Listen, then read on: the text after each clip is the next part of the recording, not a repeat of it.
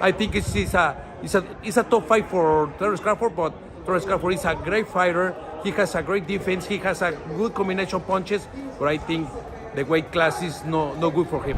Juan Manuel Marquez isn't holding back. He just casts serious doubt on whether Terence Crawford belongs in his new weight class. According to the Mexican legend, Crawford's skill won't be enough this time. Marquez didn't stop at Crawford. He had something to say about Canelo too. He stated, "Canelo Alvarez is a good fighter. He defends, but I think at the experience, the power, Canelo has everything." Marquez gave Canelo his flowers, calling out his strength, ring IQ, and complete skill set. He sees Canelo as the total package. Too sharp, too strong, and too seasoned. There's no hesitation in his voice, just pure respect for the champion's evolution. Coming from Marquez, this isn't hype, it's validation. But in boxing, even praise from a legend can spark debate. But just as quickly as Marquez praised Canelo, he turned critical when the topic shifted back to Terence Crawford. He didn't mince words, pointing out a real concern many fans have been whispering about. For Marquez, it's not about skill, it's about size, weight, and the brutal reality of boxing's divisions, and he made his stance loud and clear. I don't like the fight because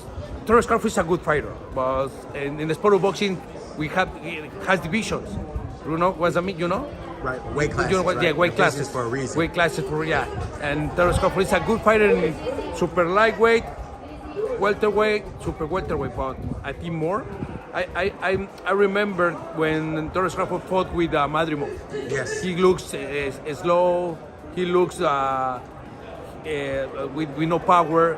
And three more divisions, two more divisions. I think it's a top fight for Terence Crawford. Marquez questions whether Crawford can carry his power and speed into higher weight classes. He points to past performances that showed signs of struggle, especially against naturally bigger fighters. The message is clear. Talent doesn't always translate when the body can't back it up. In his eyes, going up in weight isn't a bold move. It's a risky gamble. Coming from a legend who's fought across divisions himself, that warning hits hard. Marquez isn't the only one raising the alarm. Strength coach Rob Acosta added more fuel to the fire, stepping in with a brutally honest take. He didn't sugarcoat the reality of Crawford stepping into Canelo's world at 168. Acosta brought up the one thing fans can't ignore: Canelo's chin and the kind of power he's already absorbed. His message: respect the levels in this game. What you think is going to happen at 168?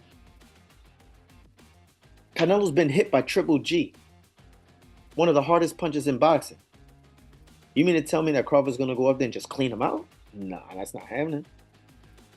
So it's a lot harder. Now, do I think that the athleticism of Crawford will give Canelo problems? Acosta doesn't doubt Crawford's skill. He actually gives him credit for being athletic and tricky, but he draws a hard line when it comes to power and durability. Canelo, he reminds us, has taken shots from monsters like Gennady Golovkin. For Acosta, the idea that Crawford can just walk in and dominate is pure fantasy. The size, the strength, the experience, it's all stacked against him. And in Acosta's eyes, that's what makes this fight a whole different beast. Acosta didn't stop at power. He went deeper, breaking down the real issue behind Crawford's jump to 168. It's not just about the number on the scale, it's about how that weight is built and carried. He explained the difference between natural size and forced weight gain in simple, blunt terms. For Acosta, that gap could be the breaking point, and he made sure to paint a clear picture of why it matters.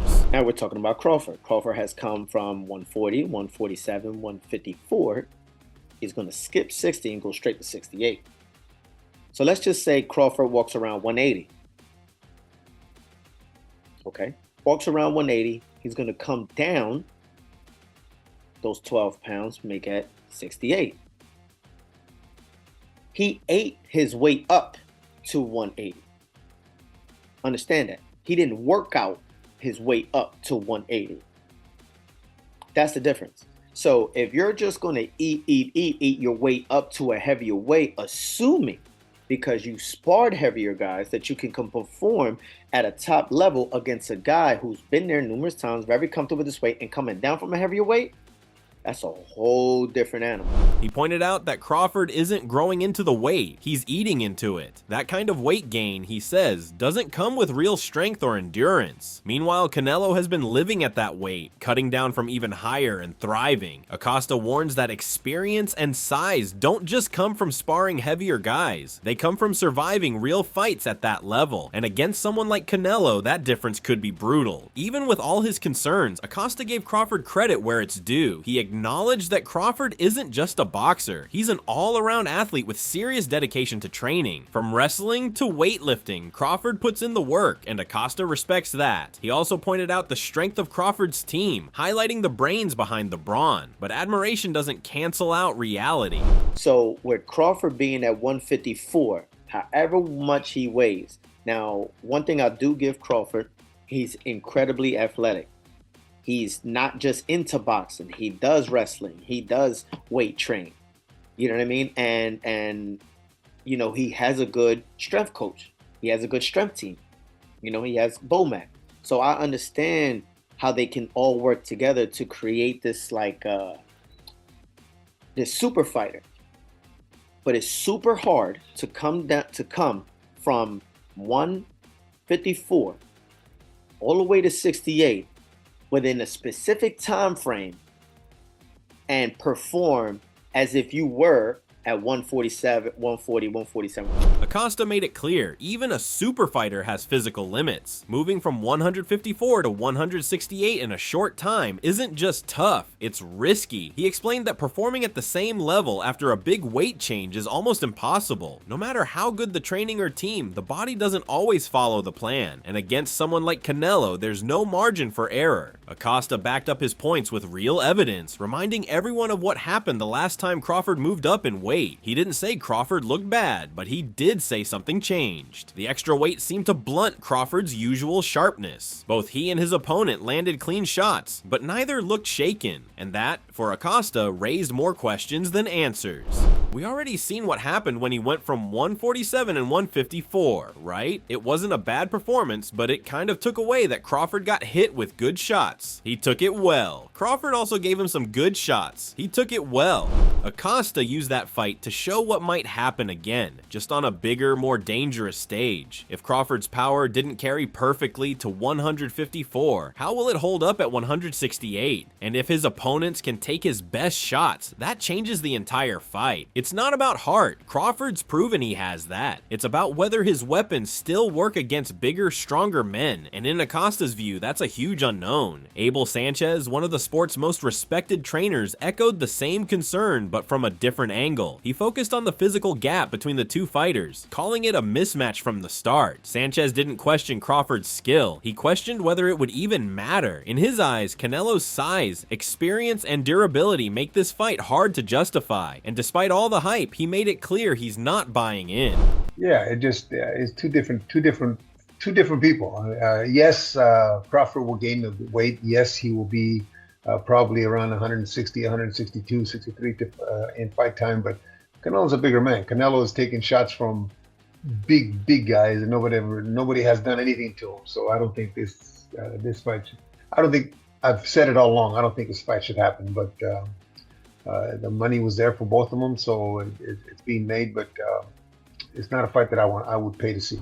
Sanchez pointed out that Crawford might gain weight, but that doesn't make him the bigger man. Canelo has faced giants, eaten their best shots, and kept walking forward. That kind of toughness, Sanchez said, can't be matched with just added pounds. He admitted the fight is happening because of money, not merit, and in a rare blunt take, he even said it's not a bout he'd pay to watch. When a veteran like Sanchez speaks that plainly, it cuts through all the noise. Sanchez didn't just question the fight, he went a step further and made a bold prediction. He believes this isn't just a size mismatch, it's a dangerous one for Crawford. In Sanchez's view, Canelo's power isn't something Crawford can avoid forever. It's not about skills or speed anymore. It's about what happens when a bigger, stronger man finally lands clean. And Sanchez is convinced that moment will come. I think so. Yes.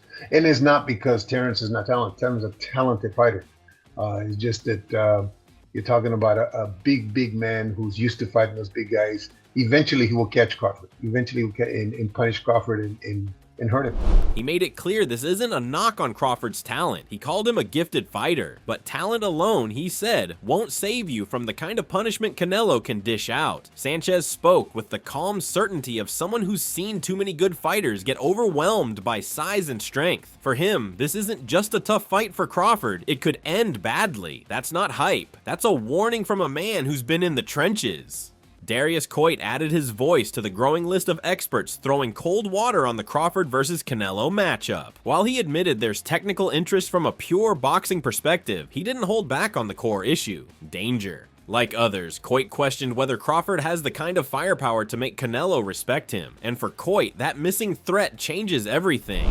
I think at this point, he should definitely, that's a nope for me. I don't think that Crawford has enough pop at 54 to deal with a Canelo. And we talking about a Canelo that can easily go till 76 to light heavy and deal with the power there. You know what I'm saying? I don't think Crawford got anything that would scare Canelo. Now, would it still be an interesting fight? Yeah, from a boxing purist standpoint, I think Crawford has enough to be able to stay away from Canelo long enough to make it interesting points-wise. But I don't think he can hurt Canelo at all. I just don't think he can. But I know Canelo can hurt him.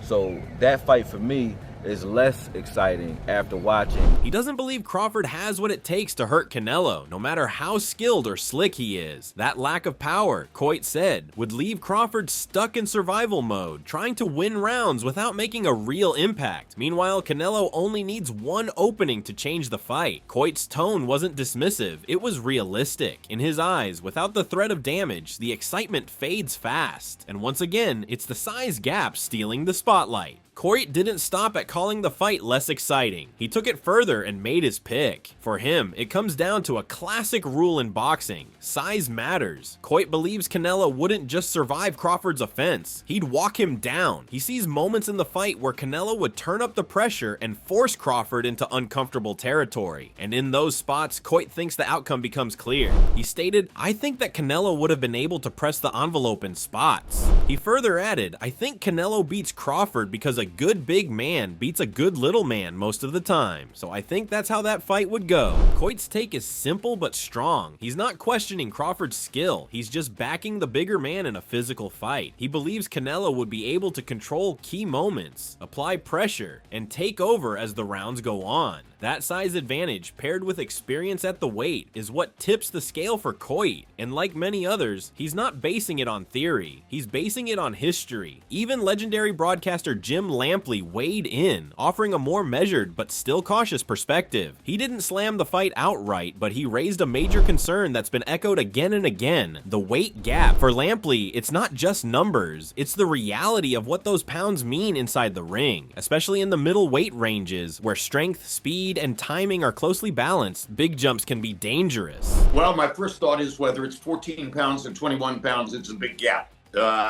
And it's not the kind of gap that fighters are normally able to easily deal with, particularly in the middle range of weight classes. You know, Terence Crawford has not fought at 168 pounds. Terence Crawford, to my knowledge, has fought once at 154 pounds. I saw him at 135, 140, 147. I watched his genesis through those weight classes. I think is a fantastic fight.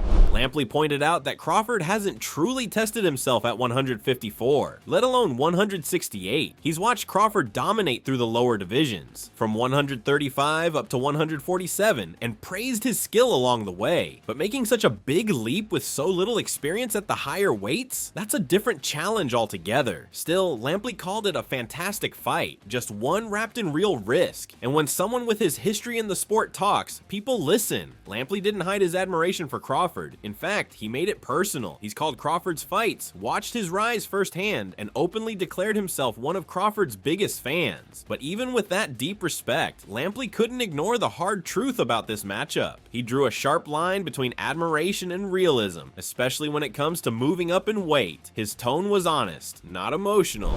I regard myself as the world's biggest Terence Crawford fan. During the period of time when I was calling his fights on HBO, he rose all the way up to #1 pound for pound. So I have nothing but the highest opinion of Terence Crawford. But Canelo Alvarez is a different fighter from a different weight class. And, 168 pounds is a long way up from 147. So I've run across a couple of expert opinions who say, oh, yes, Terence will be fine at this weight. He's going to win. And I've run across a couple of other expert opinions that say, what is he, crazy? He reminded everyone that Canelo is not just another opponent. He's from a different weight class entirely, built for 168. While some experts believe Crawford will be fine at the new weight, Lampley has also heard the opposite. From those who think it's a reckless move, the split opinions only add to the tension. Even for a fan like Lampley, this isn't an easy fight to back. That says a lot about the stakes. Lampley then addressed what has become the central concern in this entire debate: Crawford's power, or lack of it, at 168. He questioned whether Crawford could do any real damage to Canelo, a fighter known for his toughness and durability. For Lampley, that's the heart of the matchup. Skill can only go so far if there's no threat behind the punches. And when it comes to hurting Canelo, history isn't on Crawford's side. He's going in against a guy whom he can't hurt. That's the biggest question, is how does Terence hurt Canelo Alvarez, who to my way of thinking has the strongest punch resistance in the sport. Great chin, great legs. I think the legs are more of it than the chin per se. But the bottom line is nobody's had him down on the canvas. The only official knockdown ever in Canelo's career was a situation where he got knocked back into the ropes by Miguel Cotto's little brother, and the referee ruled that the ropes had held him up. He pointed out that Canelo has one of the best chins in boxing, possibly the best. Fighters have landed clean, hard shots on him for years, and no one has put him on the canvas. The only official knockdown was barely that, coming from a shot that pushed him into the ropes. Lampley emphasized that Canelo's strength isn't just in his chin, but also in his balance and legs. Against that kind of resilience, Lampley doubts Crawford has the firepower to make a dent, and without that threat, the fight becomes a steep uphill climb. Lampley didn't stop at general observations. He backed up his concerns with cold, hard examples. He pointed to the elite level opponents Canelo has faced, many of them naturally bigger and known for serious punching power. Through it all, Canelo has stayed upright, unfazed, and unbroken. Lampley used those facts to draw a sharp contrast between Crawford's challenge and the reality of Canelo's past wars. I still think that I would say Canelo Alvarez has not been knocked down. He hasn't been genuinely hurt. He fought big guys like Sergey Kovalev, like Dmitry Bivol. He didn't win the Bivol fight, but I didn't think he was badly hurt in the fight. So at the end of the day, he's fought much bigger guys than Terence Crawford. And held up to that kind of punishment. He reminded everyone that Canelo has gone rounds with fighters like Sergey Kovalev and Dmitry Bivol, men far larger than Crawford. Even when Canelo lost to Bivol, he wasn't hurt, shaken, or dropped. That kind of toughness, Lampley explained, doesn't just come from skill. It comes from being built for the weight. In his eyes, Crawford may be one of the best, but Canelo is a proven tank against bigger artillery. And that's what makes this fight so dangerous. After laying out the physical mismatch, Lampley shifted focus to strategy and questioned whether Crawford even has a realistic one for this fight. He acknowledged Crawford's boxing brilliance, but made it clear. Against Canelo, there's almost no room for error. If Crawford wants to win, it has to be a near-perfect performance. And even then, Lampley isn't sure that would be enough to survive, let alone dominate. I'm not sure what Terence's plan is to win the fight other than a boxing paint job. If Terence is going to tell me my way to win the fight is I'm going to outbox him every second of every round and he's not going to find me, that's probably the right plan in my particular view. But, maybe Terence has something else in mind. He floated the idea of Crawford pulling off a boxing paint job, outclassing Canelo round by round without getting caught. In Lampley's view, that might be the only way Crawford gets through the night, but even that plan feels like threading a needle in a hurricane. Lampley didn't doubt Crawford's talent. He just doubts if that talent alone can overcome the raw size, strength, and experience Canelo brings. And that uncertainty says everything. Meanwhile, rising welterweight Paul Kroll also added his voice to the mix, offering a younger fighter's take that still echoed the same concerns. He didn't dismiss the fight's excitement or its value to the sport, but he kept it real. For Kroll, the danger is obvious, and so is the favorite. While he left room for surprise, his bottom line was clear. Unless there's a huge skill gap, size will rule the day. That's a dangerous fight, but you know, it's good for boxing. We don't know, you know what I mean? I think Canelo the favorite, you know what I mean? Just, it's gonna come down to if his skill set is, who has a bigger gap in his skill set, because really, a good big man always gonna be a good little man if the skill is close or Canelo's skill better. Kroll leaned on the old boxing truth that's been repeated throughout the debate. A good big man beats a good little man, especially when the skills are close. He respects Crawford, but he's siding with Canelo until proven otherwise. He didn't sugarcoat it or get caught in the hype. Like many others, Kroll sees the risk, respects the challenge, and knows exactly what's on the line. In a fight like this, that honesty says more than hype ever could. Kroll wasn't one-sided in his take. He left the door open for something special. Drawing a comparison to Floyd Mayweather's masterclass against a young Canelo, he acknowledged that big upsets can happen when there's a big enough skill gap. And with Crawford's explosiveness and mentality, Kroll sees potential. He knows Crawford isn't coming to survive. He's coming to win, and that alone makes things interesting. But if there's a big gap in it, like it was with Floyd and Canelo, Crawford pulled it out. Now, I can see, you know, two ways, because Crawford a little more explosive, meaner, so he's gonna take more chances. He ain't gonna do no Charlo shit. He's gonna try to fight, try to win. So that leave openness too, but I can see him, you know, as he got older, he got maturer, you know what I mean? He looked good with the weight, you know what I mean?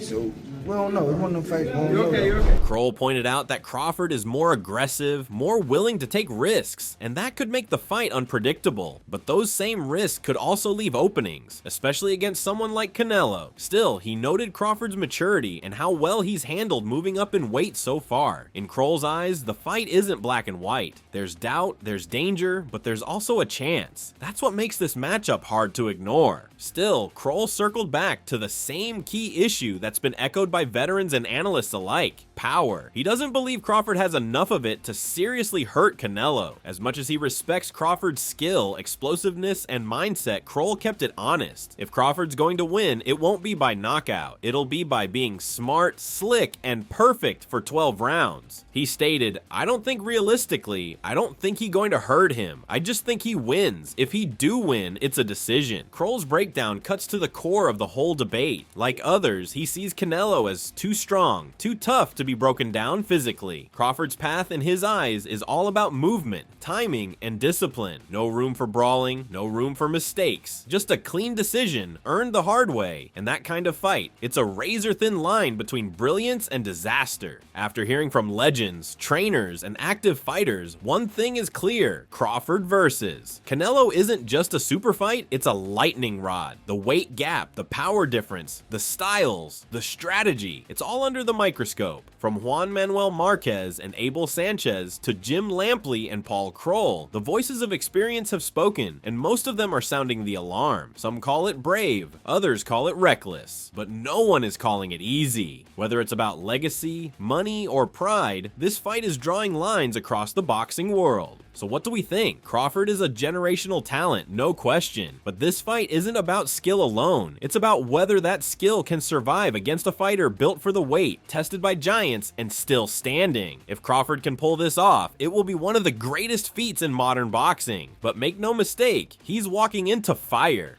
Will Crawford's speed and IQ be enough to neutralize Canelo's size and power? Can he stay perfect for 12 rounds without getting caught? Or is this a step too far, even for someone as elite as him? Let us know your thoughts in the comment section below. And don't forget to subscribe to our channel and tune in for more videos like this.